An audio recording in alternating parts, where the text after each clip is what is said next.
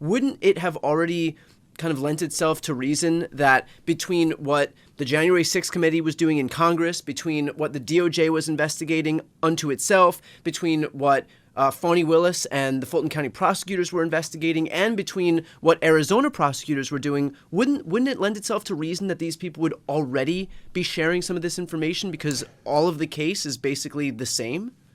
Yeah, two answers to that.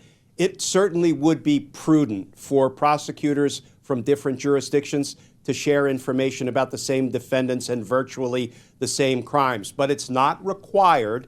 And in my experience, ordinarily, one jurisdiction will want to hold all of their evidentiary cards close to the vest while they have a pending case, before their case goes to trial. And indeed, what we learned in this recent letter is that Attorney General Mays had asked the Department of Justice previously if they would provide this evidence. And what was their response?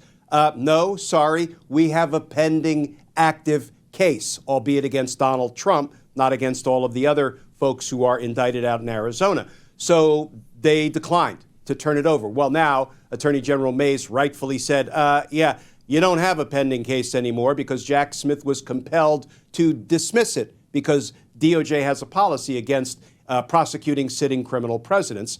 And so she has renewed her request. I can see no good reason, no valid reason for DOJ to still sit on that incriminating evidence that could be important to the Arizona prosecutors. And here's one other thing, Brian, that I'm glad we're circling back to this Arizona prosecution, because as I said, Rudy Giuliani is an indicted defendant. Mark Meadows is an indicted defendant.